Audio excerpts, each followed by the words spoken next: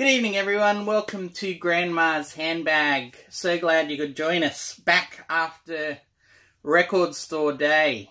I've got a vinyl finds here. I think this is lucky number 13. 13's always been a lucky number for me. And I'll bore you with that story another time. So vinyl finds 13, theming it a little bit here. A couple of small local vinyl record fairs, I guess you could say. So yeah, we'll hop into that in just a second. A few points of order first and foremost though, just on the Record Store Day episode last week. Hope everyone's had their fill of Record Store Day videos and things. I just want to shout out and mention Tone Scott. Tone, great Record Store Day video. I'm going to put a link down below, everyone. Have a look at it. Recommended viewing, really spoken from the heart like a real fan, and it just articulates a lot of feelings about you know, as much as we can get hyped up and into Record Store Day, that really there's a lot of major label machinations and everything in there that that do start to taint the day, whether it comes down to, you know, forced or false limited editions, false scarcity is what I was trying to say, or whether it be down to people that are flipping, you know, those things all sorts of play into it. But the good side of it, the community in that can be as strong as it ever has been and is here on the VC if you treat it as more than just a you know, a day to buy up and buy big, and treat it as the celebration and the holiday that it is, I think Tone says. So great video, check it out down there. Another viewer put a great question to me as well, and he says, what does Australia do for Record Store Day? And it got me thinking, well look, that's kind of a point of difference that I need to be telling you guys, is that Australia Day, how it works here mainly, I said I should have put this in a video, so I'll do it here quickly. Mainly we get US and UK imports, and I'm going to put that at about 95% of what's delivered to Australia on Record Store Day comes from there. The other 5%, 4 of that 5% would be, I'm guessing, sort of major label stuff. So Sony Music Australia putting out local bands, getting presses done, 300, 500, 1,000 copies of classic local albums. And I've noticed it's at least the second, possibly even the third year they've done that. And the remainder might be very limited releases on small indie labels. So yeah, Australia Record Store Day, very dependent on everyone else. The US and Europe, UK, for all our stock. Rambling on a little bit, but that's the Australian perspective. And the other thing, you know what? I've forgotten. There was something else I was going to point out, and it's going to come to me. It is going to come to me. I remembered. Big apologies to all of you guys, leaving out the helper. So just to throw things back into balance, here's the helper, and I just want to give you an Australian perspective on Grandma's Little Helper, or alternatively known as Beer 101 in Australia. 4 quick words you need to know in Australia for beer, and here they are. Long neck, tinny, stubby, and this here is a throwdown. And that's not Vinyl Boy Trigger's beer, believe me, it's not, it's mine, but it just looks like it could be his. But the reason why this is called a throwdown is pretty interesting. It's basically the antithesis of why I take a drink, a helper, for all my episodes, and I'll show you that in just a second.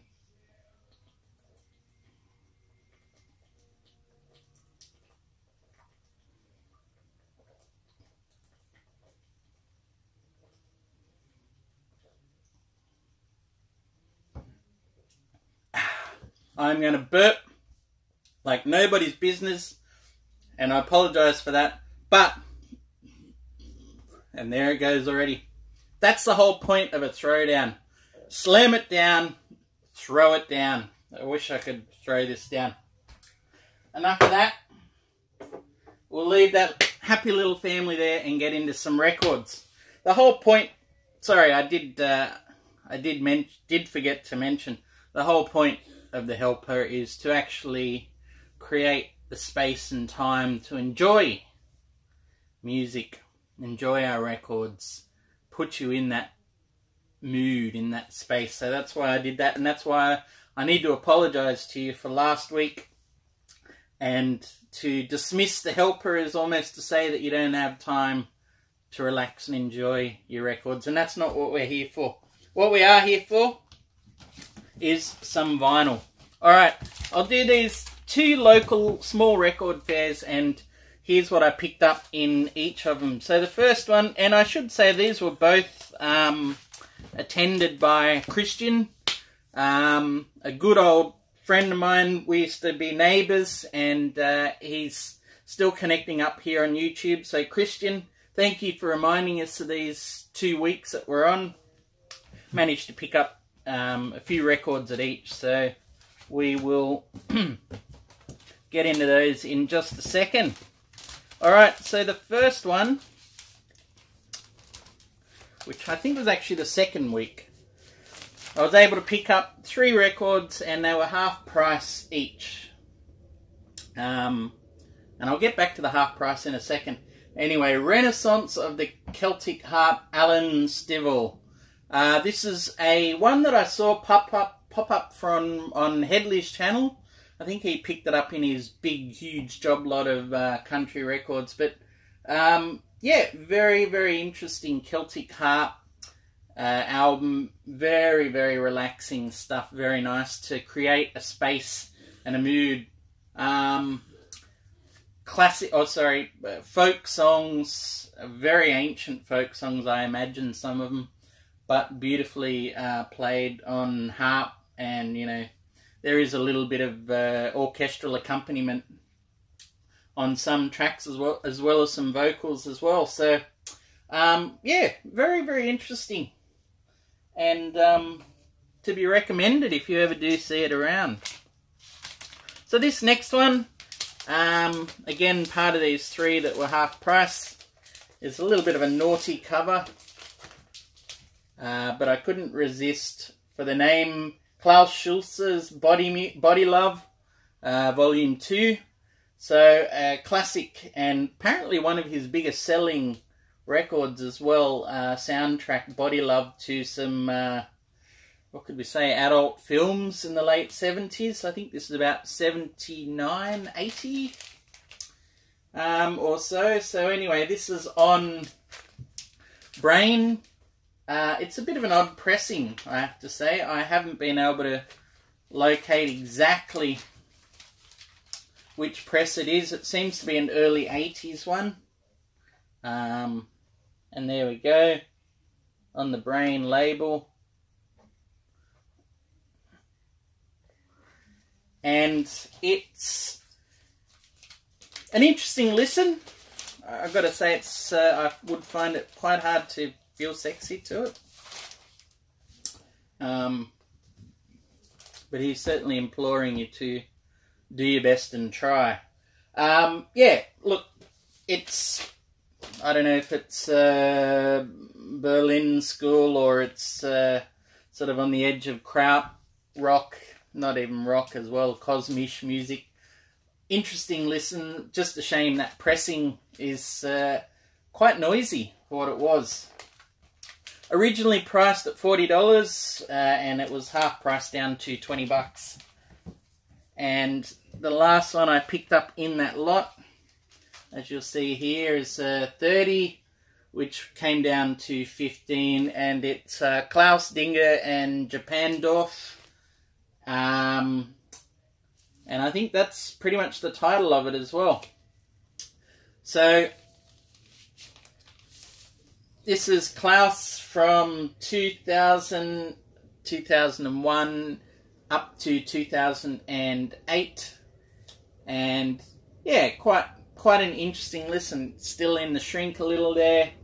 I think this was released around about 2012. So you know what you're going to get with Klaus Dinger. It's variations on a theme that he's been doing ever since Neu, and especially La Dusseldorf, hence the Japandorf. So there's contributions from his wife and people from Japan that he began to work with later in his career. So yeah, there was some interesting moments in here. You know, I wasn't expecting much, to be honest. I was probably, yeah, fairly happy with how it all worked out. At $15, not a bad buy. If I had paid a lot more, it probably would have been proportionally more disappointed, I guess. But yeah, it's Klaus, it's motoric, pretty free form on the guitar, and enjoyable for all of that. So yeah, just quickly on that as well. What do people think on the old half price trick when you go to a record fair? I turned up and everything in the guys' boxes were half price. I probably did get sucked in a little bit on that, seeing a $40 record that was now $20. That said, I would never have paid $40 for that record. So, I don't know. Tell me what you guys think. Do you see any odd pricing tactics or things like that that work subliminally or subconsciously? Let me know in the comments. Okay, so the very next weekend, well, it was the weekend before, but 2 weekends, Christian and I went to smallish record fairs. One was a little larger than the other. And at the slightly large one was this. James Buttery tipped us off to this a while ago, saying it was one of the more interesting things he'd come across last year. And yeah, you used to see this around locally quite a bit. So picked it up for $5. It's not amazing condition. There's a little bit of warping, a bit of, you know, warping of the cover more than anything, not the disc. But yeah, a little bit of water damage in there and things. And yeah, gave it a spin. The vinyl's actually not in too bad shape, all things considered. A little bit of noise. But Benediction Moon is the name of this. And as it sort of sounds and looks from the cover, it's sort of devotionals along Hare Krishna vein, as you can see. Side one was a little more folky, folk psychedelic, you know, touches of Indian percussion and things in there. And on side two, it got a little deeper into devotional chanting and things like that. Yeah, pretty interesting listen, you know. I don't know, I'll probably give it another couple of spins whether or not I'll keep it. But, yeah, interesting to hear this came out of, I think it was New Zealand in 1971-72 from memory. So yeah, Benediction Moon, not a bad one. Alright, this guy, or this one turned up quickly a little earlier in a video I did, Mother Maybelle Carter, and this is just self-titled. However, it was originally called Bonaparte's Retreat. So this is a repress on Hilltop via Pickwick. I'll just take that out of the sleeve there for you all. Not a bad heavy cut, heavy sleeve. And yeah, it's a great blurb on the back. You could probably see that there. A lot of good reading and just a sense of who Mother Maybelle was, you know, stretching all the way back to the Big Bang of Country in, geez, I didn't even read it. Anyway, in 27, with the Carter family.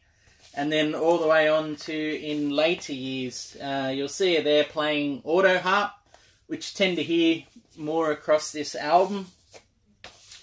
And yeah, just little stories on the back as to why she does that, because she was finding it harder to find the chords on her guitar due to arthritis. So this is originally 72, which made Mabel 63, I think, at the time.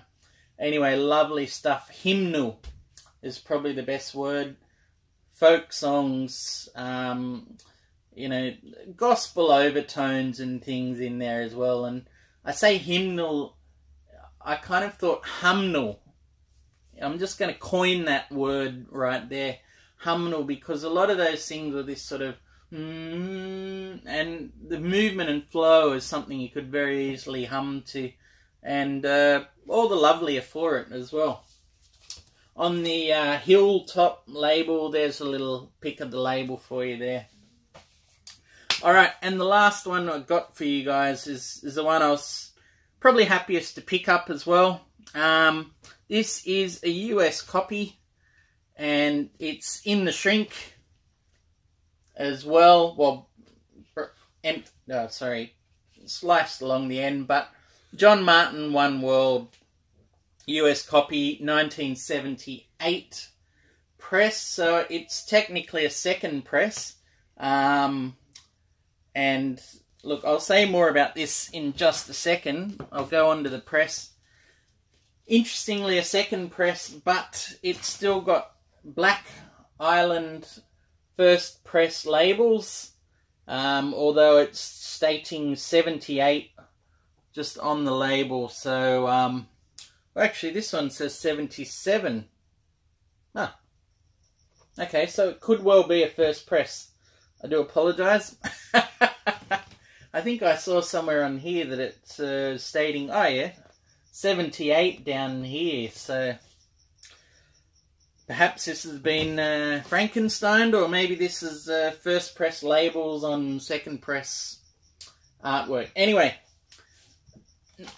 all that aside, this is a fantastic album, something I've really, really enjoyed of John Martin's more and more as I've gotten older. I guess I started off with his folkier things like Solid Air, and when I heard this, it just, yeah, I mean, I think it was initially touted about 15, 20 years ago as the progenitor of trip-hop sort of thing.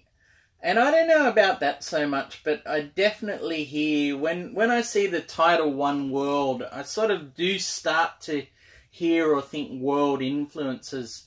Definite feel of reggae rock in elements of this, but then there's that sort of fusing in with jazz. The jazz and the acoustic jazz and folk that Martin had sort of been melding very much up to that point in his career sort of goes a little more esoteric, a little more off into the ether here, a little more experimental still. And it's just a wonderful album. 8 tracks. Certain Surprise is something soft and subdued that you might think of more with John Martin. Couldn't Love You More is an absolute classic, beautiful song of his. Then you've got Dancing and Small Hours, these two that are almost the two sides of the one coin. And along with Couldn't Love You More, it's very much a snapshot of Martin's state of mind, and you know, you really get a sense of a disintegrating marriage at the back of this, and the pains and the toll it was sort of taking on him, you know. Remembering he did start out, or not start out, but he did a few albums with Beverly, his wife, as John and Beverly Martin. There's just some lyrics in there about rocking and a reeling and a rocking around town to let another man take you home. Yeah, it's just it's a real heartbreaker to hear when you when you can sort of hear that disintegration up close, and the rawness of it, and yeah.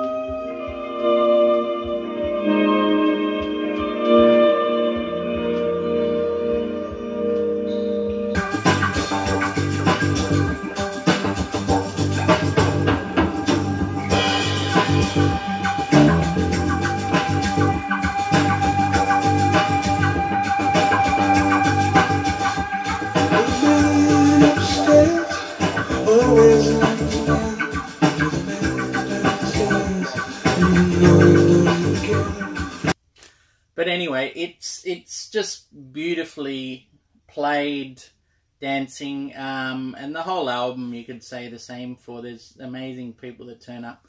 Dave Pegg's bass on Dancing, it just almost sounds like golden droplets. There's this incredible feel of sort of almost woody kind of natural sounding drum machines on there, but then you've got other people like Steve Winwood playing all over this. You know, lots of island personnel flitting in and out as well. Danny Thompson's bass, it turns up on a lot of John Martin stuff as well. And then you've even got songs on side 2. You know, Big Muff was co-written with Lee Perry, as John Martin went off to Chris Blackwell's island home in Jamaica to start recording or feeling out songs for some of these, and Chris Blackwell actually gets a producing credit on this. So yeah, lots of other good stuff. Dealer is a pretty interesting track as well. Just a really, really recommended album from me. Of John Martin's. I don't know if I could say it's underrated, but if you're looking for a maturing phase of Martin where he starts to get a bit, you know, he starts to explore, then this is definitely one for you. And I did forget to mention as well, Small Hours, sorry. It's just a great, as the title says, a great meditation. This sort of time, this where you're spent alone, the small hours of the morning, and you can hear the world sort of sighing and breathing around you as it takes its toll. Take stock, you know, for another day. Anyway, look, I'm rambling here, guys. Thank you so much for joining in for Vinyl Finds. I have got loads more vinyl finds I've got to do. There's a shootout that's still coming. I've got to get my finger out and do that. Sorry, it's a horrible phrase, isn't it? But in the meantime, from my short, empty, sweet helper and myself, thank you for joining in. Look forward to your comments. Look forward to watching more of your videos soon as well. And in the meantime, take care and enjoy the music. Thanks. Bye-bye. Are you able to open that, actually? Of course. Thank you. We've done showing this way, right? Sure. Don't worry, you didn't move.